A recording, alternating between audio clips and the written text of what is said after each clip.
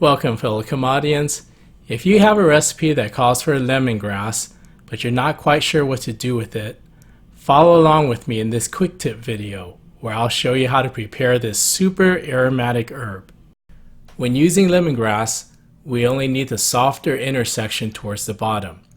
Chop off the top and the bottom, peel away the dry top layers until you reach the moister inner layers. This is the part that's used for cooking.